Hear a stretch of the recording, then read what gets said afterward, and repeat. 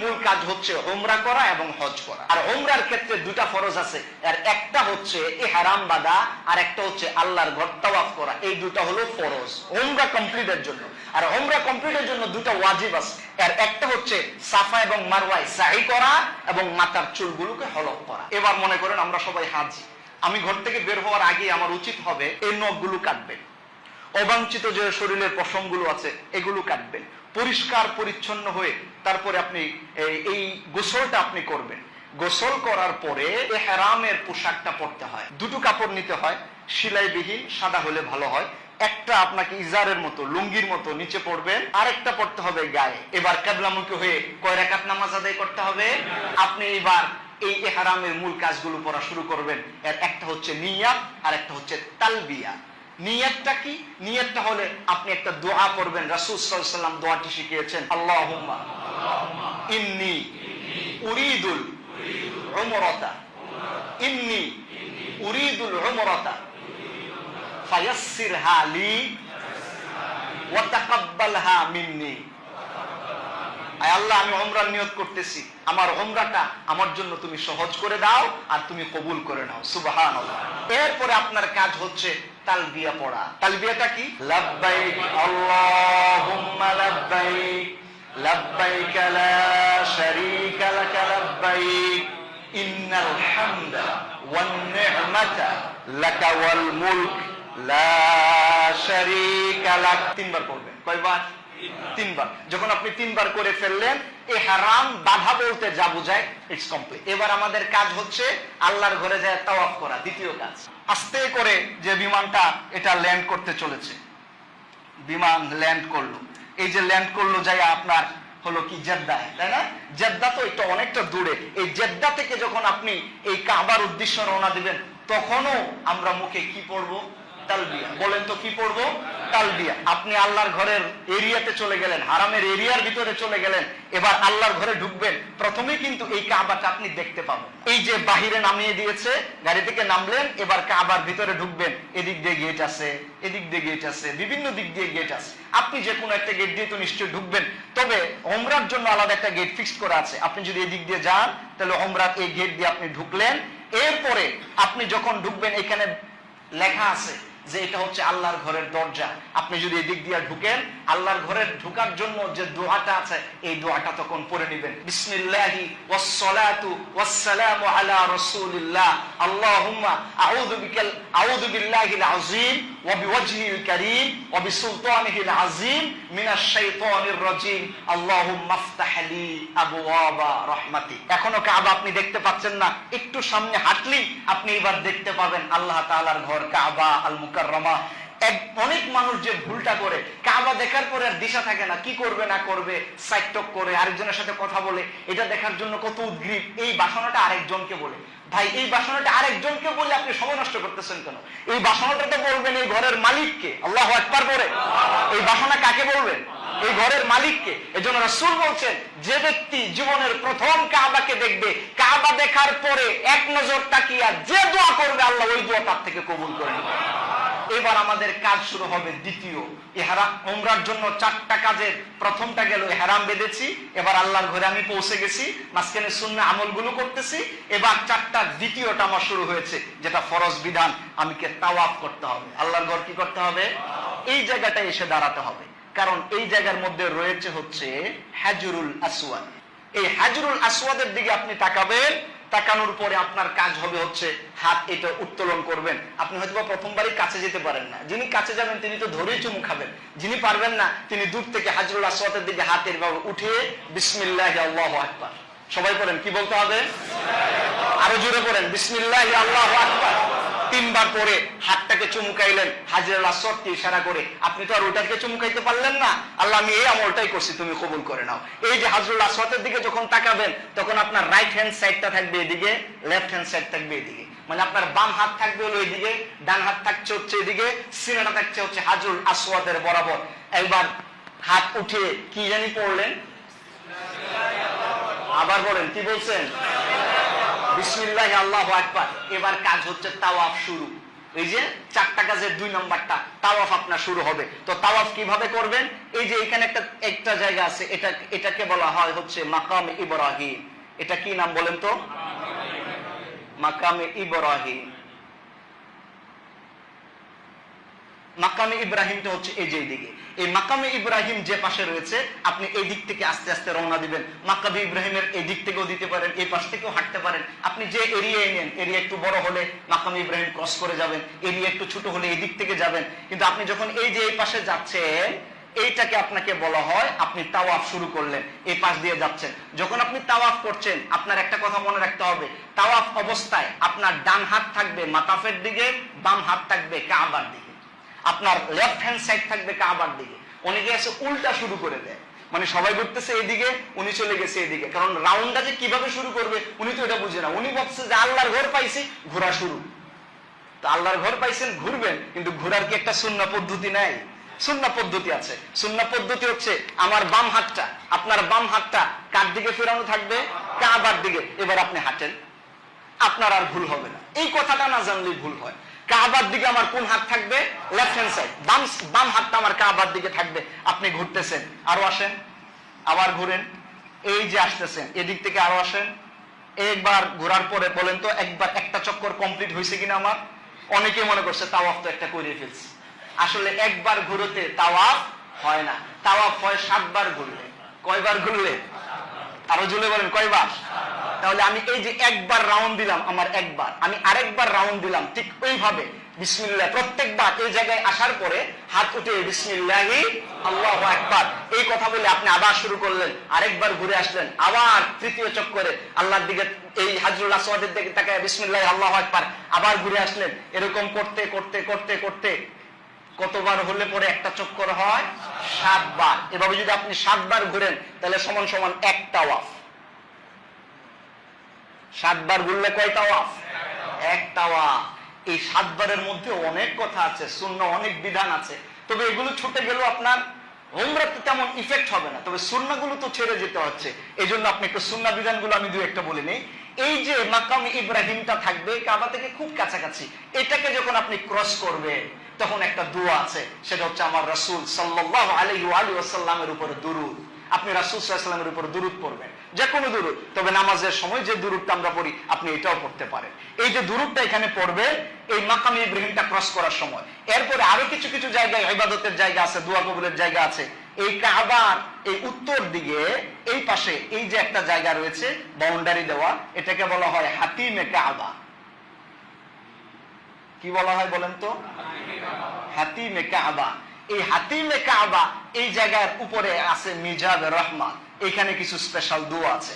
এবং এই যে আপনার কিছু কর্নার গুলো সম্পর্কে ধারণা থাকতে হয়। এই হাজরুল আসওয়াদের পরের যে কর্নারটা, এই কর্নারের একটা নাম আছে, এটাকে বলা হয় রুকনে ইরাকি। বলেন তো কি বলা হয়?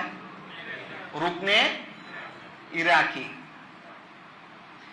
কাবার হাজরুল আসওয়াদের পরের কর্নারটাকে বলা হয় রুকনে ইরাকি।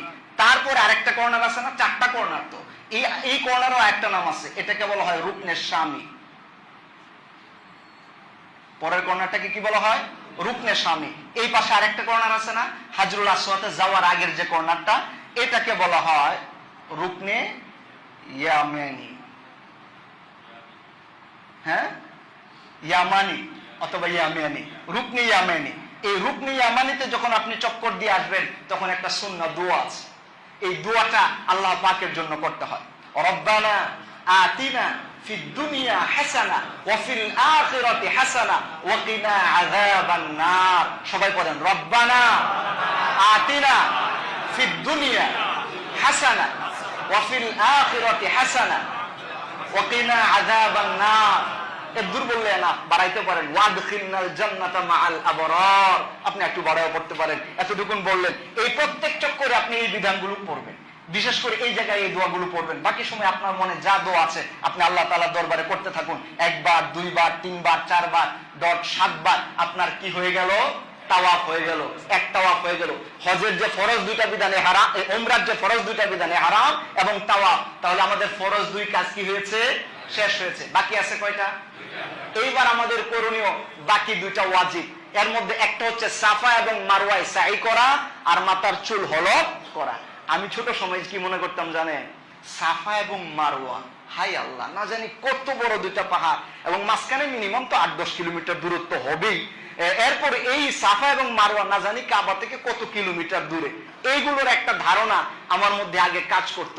আসলে সাফা এবং মারওয়া কাবা থেকে বহু দূরে না, একদম কাছে, কাবা একদম কাছে। এই দিকে একটা পাহাড় আছে কাবা থেকে, এটাকে বলা হয় মারওয়া। এদিকে একটা পাহাড় আছে, এই পাহাড়টার নাম হচ্ছে কি বলেন তো? মারওয়া। মারওয়া। আর এইদিকে আরেকটা পাহাড় আছে, এটাকে বলা হয় সাফা। সাফা পাহাড়টা এখানে, মারওয়াটা হচ্ছে এদিকে। মাঝখানের দূরত্ব মাত্র 450 মিটার।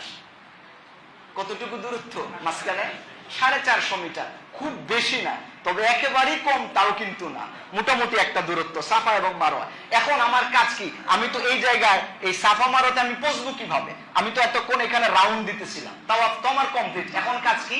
তাওয়াফ কমপ্লিট হওয়ার পরে আরেকটা সুন্নাহ ইবাদত আছে, সেটা হচ্ছে আপনি তাওয়াফ যখন কমপ্লিট করছেন, এইবার মাকামে ইব্রাহিমের পিছনে এসে, অর্থাৎ মাকামে ইব্রাহিম থাকবে সামনে, কাবাও থাকবে সামনে, আর আমরা থাকবো পিছনে। এবার কাবার দিকে ফিরে আমরা 2 রাকাত নামাজ আদায় করবো। কয় রাকাত? এটাই। এবার অনেক জায়গায়, এখানে জায়গা না পাইলে মাতাফের অন্য জায়গায়, কারণ আপনি যে কোনো জায়গায় নামাজ পড়তে পারবেন। এই যে ভিতরের এরিয়াটা কাবার, এটাকে বলা হয় মাতাফ, এটাও মাতাফ, মানে যেখানে তওয়াফ করা যায় সব মাতাফ। তো আপনি যে কোনো জায়গায় যদি ভিড় থাকে, ওখানে দাঁড়িয়েও আপনি নামাজটা আদায় করতে পারবেন। কয় রাকাত নামাজ আদায় করতে হবে? আরো জোরে বলেন, কয় রাকাত? 2 রাকাত। নামাজ পড়ার পরে এবার আমরা সাফা মারওয়ায় যাব। যদি আপনি সাফা মারওয়া খুঁজতে যান, আপনি হয়তো বিভ্রান্ত হবেন, কিন্তু আপনি মনে রাখবেন মাকামে ইব্রাহিম থেকে একটু সামনে যাওয়ার পরে সাফা মারওয়ায় যাওয়ার জন্য রাস্তা আছে। এই যে এই দিক দিয়ে একটা রাস্তা আছে, এটা যদি আপনি বলেন ইন, তাহলে এই দিক দিয়ে ইন হন, এটা ইন। আপনি এদিক দিয়ে ইন করলেন সাফা মারওয়ায়, এই পথে, এখানে যাওয়ার পথেই আপনি দেখবেন জমজমের পানি রাখা আছে। এটা উমরার বিধান না, বাট আপনাকে যে কাজগুলো করলাম করে এগুলো আমি জানিয়ে রাখি। এখানে যাওয়ার পরে আপনি যাচ্ছেন সাফা মারওয়ায়, তাওয়াফ শেষ, সাফা মারওয়ায় যাবেন ওয়াজিব কাজ করতে। মাঝখানে যে এই যে জমজম আছে, জমজমের পানি খান, কারণ জমজমের পানি তো বারাকার পানি। এখানে লেখা থাকে এক জায়গায় কোল্ড, আর এক জায়গায় হলো নট কোল্ড। একটা হচ্ছে মাউল বারেদা, আর একটা হচ্ছে শুধু মাউ জমজম, মানে হচ্ছে ঠান্ডা পানি আর স্বাভাবিক পানি, দুটাই কিন্তু জমজমের পানি। আমরা যেটা অনেক সময় করি, এত গরম লাগছে না প্রচন্ড, কত কাজ করছি, এবার যেখানে লেখা আছে কোল্ড ওয়াটার, হ্যাঁ, মাউ জমজমাল বারেদা, ঠান্ডা পানি, জন্মের মতো করে ঠান্ডা পানিটা খাওয়া শুরু করি। এরপরে হলো হঠাৎ গরম, হঠাৎ ঠান্ডা, হয়ে যায় অসুস্থ, সাফা মারওয়া যায়, কবে আমার একটু ধাক্কা দেন পিছন থেকে, আর পারতেছে না। আপনার উচিত হচ্ছে নট কোল্ডটা খাইবেন, এটা আমার পরামর্শ। আপনার যেটা ইচ্ছে সেটা খান, কারণ নট কোল্ডটাও মোটামুটি ঠান্ডা, এটা আপনি খাইলে আপনার জন্য যথেষ্ট। আপনি এদিক দিয়ে ঢুকলেন, পানি খাইলেন, জমজমের পানি, বারাকাতের পানি। জমজমের পানিটা কিসের পানি? বারাকাতের পানি। জমজমের পানি যখন খাইবেন, আল্লাহর কাছে দোয়া করবেন, রব, এই যে পানিটা আমি পান করতেছি, এই পানির উসিলায় তুমি আমার রিজিক বাড়ায় দাও। রব, তুমি এই পানির উসিলায় আমার সমস্ত শরীরের রোগ ব্যাধিকে তুমি দূর করে দাও। সুবহানাল্লাহ। আল্লাহ রাসূল সাল্লাল্লাহু আলাইহি ওয়াসাল্লাম বলেছেন, মাউ জামজাম আল বারাকা, মাউ জমজম, জমজমের পানি বারাকা। আমার উম্মতের যে ব্যক্তি জমজমের পানি খাবে, আল্লাহ তার রোগের শিফা দান করে দেবে। আপনি জমজমের পানি খান, শরীরে মাসাজ করেন, মাসাজ করেন। এইবার আপনি এদিক দিয়ে একটু যাওয়ার পরেই আপনি ডান দিকে একটু টার্ন নিবেন, এই সামনে এসে পাইবেন সাফা পাহাড়। সাফা পাহাড়টা এরকম না যে এরকম উপরের দিকে তাকাইলে টুপি খুলে পড়ে যায়, বিষয়টা এরকম না, একদম ছোট। এটা এখন সিম্বলটা শুধু আছে, আর ওইরকম পাহাড়টা এখন নেই। এখানে যেটা দেওয়া আছে, আমাদের উমরার বিধানটা যেটা আমাদের করতে হবে, সাফার কাছে এসে আপনি বাইতুল্লাহর দিকে ফিরে তাকাবেন, তাকায় আর সাফাতে যে সাই করার জন্য দাঁড়াইছেন, এইটা কাজ সহজ করার জন্য আল্লাহর কাছে দোয়া করবেন। এটা নবীজির সুন্নাহ। সাফা পাহাড়ে এসে কাবার দিকে দাঁড়িয়ে সাই করার আগে আল্লাহর কাছে কি করতে হবে? দোয়া চাইতে হবে। এই দোয়া চাওয়ার পরে আপনার সাই শুরু। সাই মানে হচ্ছে দৌড়াদৌড়ি করা, সাই মানে দৌড়াদৌড়ি করা। আপনি এখান থেকে এই পাহাড়ে যাবেন, এই পাহাড় থেকে এই পাহাড়ে আসবেন, মাঝখানে একটু দৌড়াদৌড়ি করতে হবে, এই জন্য এটার নামই হয়েছে সাই। এবার এখানে যখন আপনি সাই শুরু করবেন, তখন একটা দোয়া আছে, এই দোয়াটা পড়ে নেন। ইন্নাস সাফা ওয়াল মারওয়াতা মিন শাআইরিল্লাহ ফামান হাজ্জাল বাইতা আও ইতামারা ফালা জুনাহা আলাইহি আন ইয়াতাওয়াফা বিহিমা ফামান তাতাওয়া খায়রান ফাইন্নাল্লাহা শাকিরুন আলীম। এই আয়াতটা পড়বেন, এটা সুন্নাহ। এখানে পড়ার পরে আপনি এবার রান করবেন কোন পাহাড়ের দিকে বলেন তো? শুরু করতেছি কোন পাহাড় থেকে? সাফা। আবার বলেন, কোন পাহাড়? শুরু করতেছি কোন পাহাড়? জামু কোন পাহাড়ে? মারওয়া। এই যে মাঝখানে একটু জায়গা আছে, সাফা এবং মারওয়ার মাঝখানে এই জায়গাটার উপরে সবুজ লাইট দেওয়া আছে। কি দেওয়া আছে? সবুজ লাইট, গ্রিন লাইট আছে। এই জায়গাটা কেন দেওয়া? কারণ এই জায়গাটায় আপনাকে একটু দৌড়তে হবে, একটু দৌড়তে হবে। এই জায়গাটায় দৌড়বেন আর পড়বেন রব্বি গফির ওয়ারহাম ওয়া আনতা আ'আজ্জুল আকরাম। বলেন রব্বি গফির ওয়ারহাম। আমার সাথে বলেন রব্বি গফির ওয়ারহাম ওয়া আনতা আ'আজ্জুল আকরাম। আর দৌড়বেন এই এতটুকুন জায়গা। বাকিটা আপনি স্লো মোশনে গেলেও সমস্যা নাই। তাহলে আমি এদিক থেকে এসে আমি যাচ্ছি কোন দিকে বলেন তো? মারওয়ার দিকে। আবার মারওয়া থেকে আবার আসতে হবে আমার কোন দিকে? অনেকেই মনে করে এই পাহাড়ের যাইয়া আবার এখানে আসলে, কারণ যেখান থেকে শুরু করছি ওইখানে আবার আসলে একবার নাকি সাই হয়, এরকম ঠাট্টা করতে হয়। এই কথাটা কিন্তু ভুল। আপনি যে পাহাড়ে একবার যাইয়া উপস্থিত হইতেছেন এটাই এক চক্কর, এটা একটা সাই। এটা কয়টা সাই? এরকম 60টা সাই করতে হবে। কয়টা সাই করতে হবে? তাহলে আপনার সাই কমপ্লিট হবে। এবার আপনি এই জায়গা থেকে একবার রওনা দিয়া এই মারওয়া পাহাড়ে আসছেন, বলেন তো আপনার কয়বার হলো? একটা। আপনি আবার এদিক থেকে আইসা এখানে আসলেন, এখন কয়টা হলো? দুইটা। আবার এই যে প্রত্যেকবারই কিন্তু ইন্নাস সাফা ওয়াল মারওয়াতা মিন শাআইরিল্লাহ এই দোয়া পড়বেন। আবার এখান থেকে রওনা দিলেন, এই জায়গায় দৌড়ায় এই জায়গায় পৌঁছলেন, এখন আমার কত হলো? 3টা। আবার মারওয়া থেকে আমি সাফাতে আসলাম, এখন আমার কয়টা হলো? সাফা থেকে আবার মারওয়া গেলাম, কয়টা হলো? আবার মারওয়া থেকে সাফা আসলাম, কয়টা হলো? 6টা। কমপ্লিট হয়ে গেছে? আর একটা বাকি আছে। আবার সাফা থেকে মারওয়া গেলাম, কয়টা হলো? আমার কি হয়ে গেল? সাই কমপ্লিট হয়ে গেছে। এবার আপনাকে বেরোবেন কিভাবে? এটা তো একটা চক্করের মতো। বের হওয়ার রাস্তা আছে এইদিকে, এদিকে হচ্ছে আউট হওয়ার রাস্তা। হ্যাঁ হ্যাঁ হ্যাঁ, সব জায়গায় সুন্দর করে দেওয়া আছে। আপনি এদিক দিয়ে বের হয়ে যাবে। মনে রাখতে হবে বের হওয়ার আগে আপনি এখানে দাঁড়িয়েও কাবার দিকে ফিরে আবার দোয়া করবেন। এটা একটা সুন্নাহ ইবাদত। এরপর আপনি বের হয়ে গেলেন। বলেন তো দেখি, আমার উমরা করার জন্য মৌলিক যে 4টা কাজ, 2টা ফরজ 2টা ওয়াজিব, এর মধ্যে আমরা কয়টা পালন করলাম? আবার বলেন কয়টা? 3টার মধ্যে ওয়াজিব কয়টা গেছে? ফরজ গেছে কয়টা? আরেকটা ওয়াজিব হইলে আমার উমরা কমপ্লিট হয়ে যাবে। আর আরেকটা ওয়াজিব যেটা, সেটা হচ্ছে আমার মাথার যে চুল আছে, আমরা সবার মাথায় তো চুল আছে, এই চুলগুলো শেষে ফেলতে হবে। 2 তরিকায় করা যায়। একটা হচ্ছে একদম ছোট ছোট করা, আর একটা হচ্ছে একদম হলক করা। আপনি যেটাই করবেন আদায় হবে। তবে হাজীদের ক্ষেত্রে সাজেস্ট করা হয় যে আপনি এখন তো এই যে চুল কামাইতেছে, 2 দিন পরে তো আবার হজ শুরু হইলে, তখন তো যদি চুলই না থাকে তা কামাইবেন কি? তো একটু একটু করে রেখে দিন, একদম ছোট ছোট করবেন, কিছু থাকবে, হজের সময়টা আবার সাজবে। এই পদ্ধতিটাও হতে পারে। তাহলে এইবার আপনি এখান থেকে বের হয়ে গেলেন, আল্লাহর ঘরের বাহিরে যাইয়া যে কোনো জায়গায়, আপনার হোটেল হতে পারে, কোথাও হইতে পারে, আরেকজনকে বলবেন এটা কেটে দেওয়ার জন্য। অনেকে খুব বুদ্ধিমান আছে, নিজেরটা নিজে কাটে টাকা বাঁচানোর জন্য। আরে বাবা, নিজেরটা যদি নিজে কাটেন তাহলে এটা কি হবে না? ওয়াজিব কমপ্লিট হলো না? ওয়াজিবে ভুল সহকারে হলো। কারণ আপনার না আগে বলা আছে, উমরা যতক্ষণ আপনি থাকবেন, হ্যাঁ, ইহরাম অবস্থায় আপনি তো চুল দাড়িও আশ্রাইতে পারবেন না, আপনি তো একটা জীব হত্যাও করতে পারেন না, যেখানে চুল দাঁড়িয়ে আশ্রানোই যায় না, আর এই জায়গায় হলো ব্লেড দিয়ে আপনি টাইনে টাইনে পাল ফেলতেছেন। এটা আবার কেমন হইলো? এই জন্য এই বিধানটা হবে না। আপনার উচিত হবে আরেকজনকে দিয়ে করানো। আপনি যখন এইবার মাথা যখন হলক করলেন, আপনার উমরা কি হয়ে গেল? কমপ্লিট হয়ে গেল। এবার আপনি আরেকজনের করে দিতে পারেন, কারণ আপনি ওই বিধানের আওতায় এখন নাই, আপনি বিধান থেকে বের হয়ে গিয়েছেন। এবার করতে পারেন। এবার বলেন তো দেখি, আমরা যে সবাই হজ করতে বেরোইছি, আমাদের হজ করার প্রথম যে কাজটা ছিল উমরা, কমপ্লিট হয়েছে না হয় নাই? এইবার আপনি স্বাভাবিক ইবাদত করবেন, আল্লাহর ঘরে নামাজ পড়বেন, অন্যান্য কাজগুলো করতে থাকবেন, অপেক্ষা করতে থাকবো হজের এই বাকি কাজগুলো করার জন্য নির্ধারিত সময়ে। এটা শুরু হবে জিলহজ মাসের 8 তারিখ থেকে।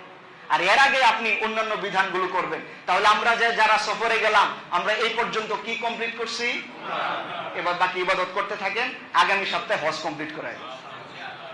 আমার কথা বুঝে গেছে? এই পর্যন্ত আমরা কি কমপ্লিট করছি, আর আগামী সপ্তাহে কি কমপ্লিট করবো? আবার বাইরে যায় নিজের হাজি দেবী করেন না যে রাশাদবাড়ি মসজিদে যায় হজ করে, এই কথা আবার করেন না। যারা আমাদের এই আলোচনা শুনবেন এবং দেখবেন, আল্লাহ যেন সবাইকে হাজি হিসাবে কবুল করেন। আল্লাহ রাসূল সাল্লাল্লাহু আলাইহি ওয়াসাল্লামের জিয়ারত